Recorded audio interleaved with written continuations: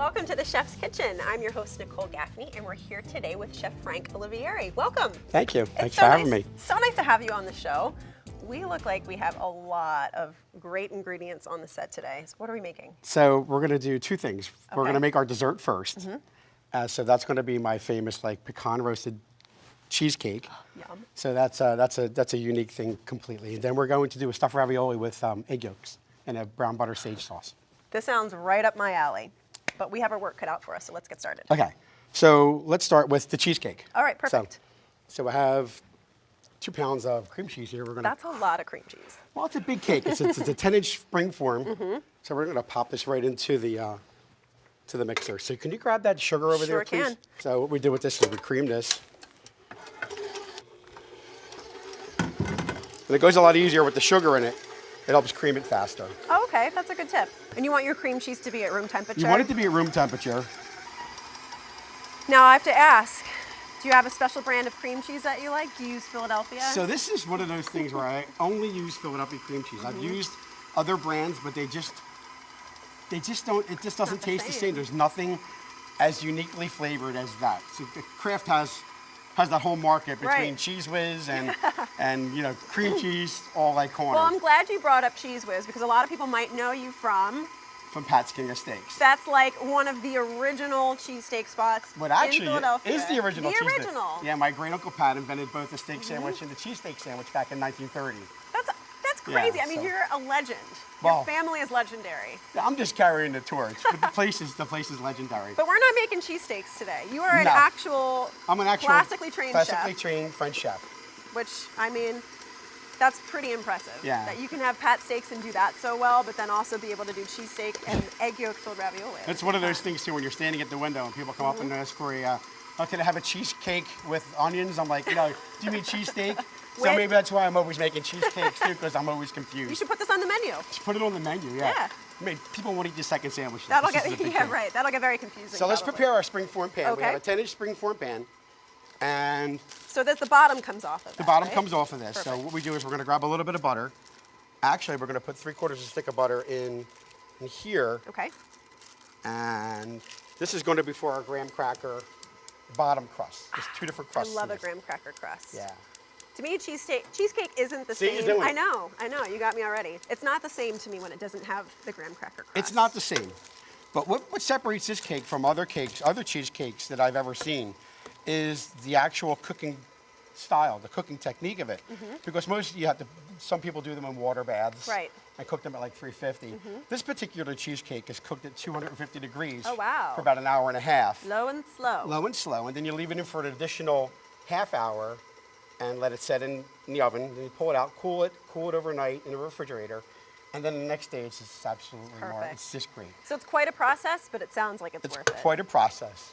So that's working pretty well down there. So Okay. let's grab those pecans. So what we have here is we have toasted pecans. So We you've already them. toasted these. Yeah, so Okay. it's better. Another tip is if you're going to toast the pecans, toast them and let them cool completely because they'll fall off the sides when you melt the butter. So They'll melt we the just butter wanna- so then they won't stick. Exactly. So I what we see. do is you get a nice coating all around. So we have 2 cups of graham crackers. No preference on those. Okay. So Unless any you old just graham chopping cracker them. will do. Yeah, any old graham cracker will do. So let's mix that around. You got it. Okay, so while you're doing that, I'm going to separate a few eggs. So all In mixed here? up nice. Pour it right into the center and the bottom. So that's going to stay completely in the bottom. All right. So we're not going to press this up the sides at all. No, not at all. And should I press it down? Yes. Okay. How's that going? Great. Looks great. Doesn't that feel nice and warm in your hands? Yes, it feels very nice. It's like sand. All right, I'm going to go incorporate these eggs Okay. one at a time because you don't want to put too many in at once. Now you separated them. So are those so just the yolks? it's 2 whole eggs Okay. and 3 egg yolks. Oh, right. So at this point, you can over incorporate too much air, Okay. and that would give you a cheesecake that would normally crack at a Oh, higher okay. So temperature. that's- But since we're going so low and slow, you're almost just basically coddling the eggs. Now that's the thing with cheesecakes that I think a lot of people have a problem with is that they crack. So that's from getting too much air into the batter? Too much air into the batter and And baking at that higher baking them temperature. too high. And when you bake them too high, what happens is it just overcooks the egg, and the egg Right. almost wants a souffle at that point. Ah, that's a really great thing to know. Yeah. So just lower that temperature and let it hang out. Lower in the there. temperature a little bit. Can you grab one of those vanillas for I me, sure please? can. Stay tuned for more of the Chef's Kitchen. We're back with more from the Chef's Kitchen. So let's just mix this around a little bit. So the end part of this is the good part. It's the sour cream. So we use about a half a cup of sour cream in this. This You over can just here. like fold it in lightly. This is a very rich cheesecake. Oh yeah, let me come over there. Come over there. Okay. Oh, can you smell that? Everything in here Let's smells just unreal. pop that right in. There you go. Just scoop it out. Get all the good stuff There out. you go. We'll just like fold this in. So why do you add the sour cream last? Any particular reason? Because you just want to work the sour cream so it's just floating through. And through. floating. I like that. It's just because I think if you incorporate it too much, it has a whole different mouthfeel. So it changes the texture. It does change the texture, I think, a little bit. So It's all of those little things, those tiny little tricks and techniques and tweaks that really make all of the difference in the long run. And we're going to put this in a 250-degree oven. And then we're going to forget about it for like a day. Forget about it for a little while. A little while, So not we'll too pop this in long. there. But through the magic of magic, I made one earlier, and we'll taste that later. All right, great. So here we go. So into this bowl is a basic pasta recipe. You can use semolina. You can use a mixture of semolina and AP. 00, Caputo flour is amazing. But for today, I just regular. Keep it simple. Yeah, keep it simple. Just regular AP flour. So All this right. is 3.5 cups of AP. I'll take that. Thank you. And we're going to put in about a tablespoon of olive oil, extra virgin. And we're going to put 5 eggs in, 5 whole eggs. So Nice. it depends on the hydration of the flour, how much eggs, or actually how much water you put in it in addition to the eggs. Because sometimes your flour could be sitting on the shelf in the supermarket for a Right. little bit longer than it needs. How humid it is How outside humid. or All those dry. factors affect baking. And Right. of course, making pasta is not baking per se, but It's a dough. it's a dough, exactly. So we'll get this, we'll bring this together.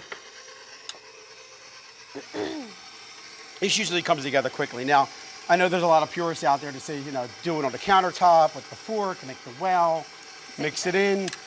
But sometimes just for the sake of time, Convenience. the You can walk away, convenience, you can know? walk away, and you really don't have to worry about overheating this flour.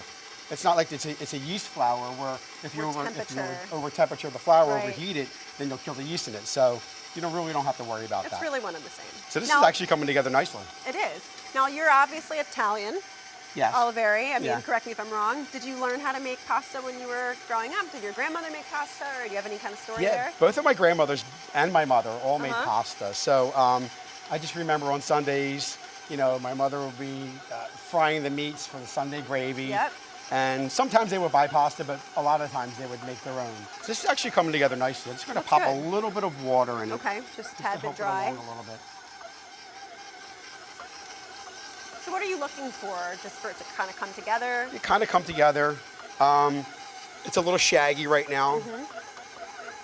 And you can, at this point, probably take this out and finish it by hand. So here's the one that we did ahead of time. And Looks great. it looks really, really nice. Take that. Thank you. So we're just going to use about that much. Beautiful. Put that aside. So at this point, to get it through the machine, this is like the best. This is one of my favorite pieces of equipment. The KitchenAid pasta I don't know if I'm attachment. actually endorsing this product or what, but it's one of my favorite things. I mean, in the old days, just doing it by hand, it just becomes a little bit tedious, and sometimes your countertop is a little thicker.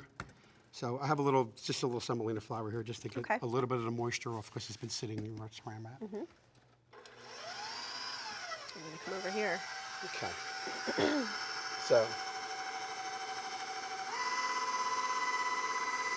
So now you start on the highest setting, Start on the correct? biggest setting, which is actually 1. So Okay. what you should do for the first couple passes is fold it over and kind of knead it. All right. Gives it, kind does of gets that a do? uniform piece out of here. So it kind of strengthens it a little bit more. Yeah, it strengthens it a little bit. Okay. Gets a little backbone to it. One more time. Now I can't imagine this is how your mom and your grandmom did it on the KitchenAid. No, those Italian women, don't come back at me, but those big arms from doing the pasta by hand or. Don't get them angry with the wooden spoon. Don't get them angry. I know about the wooden spoon. Oh my gosh. My mother's 100% Sicilian. Well, then, yeah. So do they actually roll it by hand with a? They would roll it by hand. With a pasta maker or with a rolling pin? With the pasta maker. Yeah. Sometimes it depended on what they were doing exactly. Yeah. My grandfather used to roll it out with a wine bottle. Did he? Yeah. All right, so what we're going to do is to make this easier to work with, we're going to cut it in half. First, we're going to need a top and a bottom. Of course. Now, what size are you bringing it down to? Well, these 54-year-old eyes can't see that well, so I think it's 6. You're about a 6 now, yeah. Stay tuned for more of the Chef's Kitchen. We're back with more from the Chef's Kitchen. Not super thin. Because we have to, you're making ravioli, so we have to be able to make sure that. And also, there's going to be egg yolk inside of it too, so. Very delicate. Very delicate, so let's put a little bit of this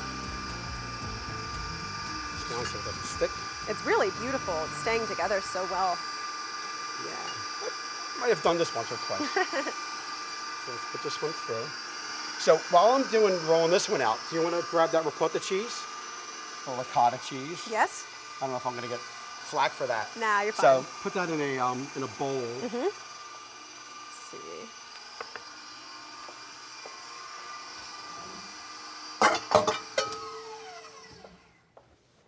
So to that ricotta cheese, we're going to add some chopped parsley. All right. So the egg yolk itself is kind of a fatty thing, and it's really not seasoned from inside the chicken. Right. So sometimes you have to give a nice punch of flavor to the cheese in order to flavor the egg yolk as it's coming out at the very end. So we want this to be a little bit saltier. Just a little saltier than you'd normally make it. Yeah. So I love incorporating nutmeg. A little nutmeg. Yeah, nutmeg in my pasta. I think it's a lot of fun. Yeah, it really it brings out a really nice flavor. Like it almost enhances the creaminess, I think. Yeah, it does. It's like all my old bechamel sauces, a lot of the French sauces have the nutmeg in it. It's like one of those things if you make, I would make cream chip beef and I would put a little bit of nutmeg in it just to get that little back flavor. Such a Philly thing. Such a Philly thing. It totally is. I know. It's nothing to be ashamed of. It's my dad's favorite food. Is it really? Yes. All right, so I'm going to pop a little bit of this in here, just a little nutmeg, just for flavor. And we're going to put a little Parmigiano Reggiano in here as well, just to get a little bit of saltiness. And then a little salt, pepper. You said a little heavier on the salt, right? Yeah. I'll mix it and then give it a taste. Okay. And we'll see. So meanwhile, I am going to put a little bit of butter into the saute pan. Just a little bit. Just a little bit of butter. Life begins with butter. I think this tastes pretty good. Yeah? Yeah. So now let's put some of that into a pastry bag. I just happen to have one of those right here. Look at that. Now tell me about the Celebrity Chef series that you're doing. So we started a foundation called Spread the Whiz. Love it. So Spread the Whiz's whole mission statement is to teach culinary literacy to children in Philadelphia and the surrounding areas. So that's good. So in order to basically get the word out, we invited, so you want to cut the tip of that off? Sure. So we invited some of our favorite chefs and some celebrity chefs in Philadelphia to come and make their version of my cheesesteak. That's awesome. So this was a whole great idea when this started. And so we had chefs like Mark Vetri, Zama, Jose Garces, and we had some friends come. We had a couple vegan delights, which was kind of interesting. That's awesome. It's like kind of like the Philly cheesesteak without. Okay, I'm going to let you pipe. Okay, tell me what to do. So what we're going to do is we're going to pipe a circle. Okay. And the circle basically is going to hold like the that? egg yolk Is inside that too of it. small, Yes. too big? No, that's perfect. Okay. I know we don't want to overfill. We don't want to overfill. So I'm going to separate an egg. Are we doing just one at a time, or do you want me to do a second circle? You could do 4. Okay. That'll And about be how much space am I leaving in between? a good amount. Okay. I like your measurements. Thanks. I made that one a little bigger. That's perfect, Cindy. Look at that. The egg yolk just sits right in there real nice. Butter's going good. Perfect. I think that last one was it. That one? Yeah. I think that's the best one. This one had a little issue, but I don't think it'll matter. Nah. At the end of the day, it doesn't matter because it's Exactly. so good. Now these eggs too, I have to comment on how beautiful and orange the yolks are. To me, that's always the mark of a really good egg. Great. So when you find like beautiful farm fresh eggs, try to go organic or cage free or stress free or Whatever they job do now. free or whatever the chickens are doing this week. So I find that the brighter the yolk, the better the taste. Yep, exactly. And yeah, it's such a rich dish that if you're going to have it, you want to have it so that it's really good. Yeah, well, I mean, the eggs are really, the yolk is the highlight here. So let's highlight, make sure we have exactly. really good yolks. So- okay, so now we got we're going to brush a little water water. around it. Okay. And no egg in the ricotta filling either. Normally, you put a No. little egg in there, right? Yeah, normally you would, but for this particular recipe, you don't really have to Doesn't because need it. you already have enough of the fatty goodness over here. So sometimes, listen, if you're doing this at home, it's not uncommon to break a yolk. So just try your best to just get it together because it's so worth the presentation. Would it help to maybe crack the yolk into a bowl first? I tried that ahead of time, and sometimes it just doesn't work. Just doesn't work. It just doesn't work greatly. So So what you we're just going have to do to is be delicate. be very delicate around it, and you can get in there if you like. And you want to kind of get the air out. So that's important. We don't want. Yeah, you don't want to air incorporate bubbles, too much right? air. Stay tuned for more of the Chef's Kitchen. We're back with more from the Chef's Kitchen. And plus you're helping it stretch around it. So it kind of seals it. And the water really helps seal. So then we could kind of make a big like that. And then we can cut. Look at that. Oh, you're like a professional. Oh, please. I try. So you're Sicilian, huh? 50%. The other 50's Irish. We're a fun bunch. That's a fun combination. Yeah, you're telling me. How'd that one come? We got a big air pocket in there, and I'm trying to it's- figure out how to get that out. There we you go. See, you got it. Get in here. So these are like really nice size. So this could be something you can have as an entree or something you can actually serve as a starter. This is your first pasta. So let's put a little sage in here, Nice. and the sage is lovely. And the sage is gonna. I love that you're doing a really simple sauce because the ravioli itself is. I mean, look, we've got It's- an egg yolk in there. You know, you want that to kind of be the wanna star. grab two, please? Yeah. We're gonna pop them right in. And these don't even take just. Did I leave you with the hard one to get? That's okay. So once these float, they're done. Did you get it? Yeah. This is a fun dish that you could do with the family, you could do with the kids. Totally. And it's pretty impressive when it's finished. You're looking at it and it's absolutely amazing. So you can see that they're floating nicely, and you can see that the egg yolk is starting just to stiffen up a little bit. So you don't want them to go too long in here because you're going to Right. heat them through in the brown butter sage sauce. So, and we don't like our pasta overcooked anyway. Definitely not. And fresh pasta cooks so fast. Okay. Yeah, you don't do a lot of flipping with this because They're so delicate. they're so delicate. And just like that, we're ready for the plate. Gorgeous. I like the rusticness of this too. I do too. It's like it's very elegant, but at the same time, it's rustic. Exactly. It is rustic, and it's almost like it plays on your mind a little bit. It's almost like breakfast, breakfast pasta. Here we go. Yum. So let's put a little bit of Parmesan. Look. So now on the top of this, I like to do a little locatelli cheese because it has a little bit of a salty bite to it. Yeah. Because it's a sheep's cheese. A lot of people use Parmesan and Pecorino Romano, which is what locatelli is, interchangeably, but I find them to be so different. Yeah. So different. Yeah, they really are. And Look at this. There it is. This looks fabulous. I have nothing to say. I just want to get into this. Oh, look at that. Isn't that great? That's perfect. That's the beauty shot right there. Perfect. So you're going to cut up the cheesecake. This is the cheesecake that you had already made and let rest and cool and everything. Yeah, through the And look at magic of that. television. No cracks on top. It looks No cracks on top. perfect inside. It is. So, how's that?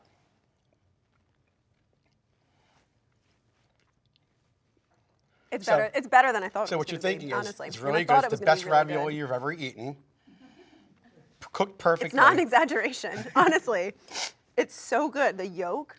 We talked about having the right quality of eggs, and you nailed it. Yeah, you really thank did. you so much. Yeah. So the best part about that is having like a piece of nice bread, crusty bread with that, sopping up the egg yolk and the brown butter and the sage. It's just wonderful. Okay, so can't say more about that. That's amazing, right? I really want to keep eating this, but I have to taste the cheesecake. Okay, so too. the cheesecake, some people will destroy it and put chantilly cream or berries or No need. whatever, but that's a cheesecake. That is cheesecake. That's not a cheesesteak, that's a cheesecake. Right. Yeah, I'll take it all. isn't that good? It was so much fun having you Well, on the thanks show for having today. me. Will you Thank come back so and much. do this again? I will, tomorrow. All right, perfect. We'll see you then. Great. Thanks.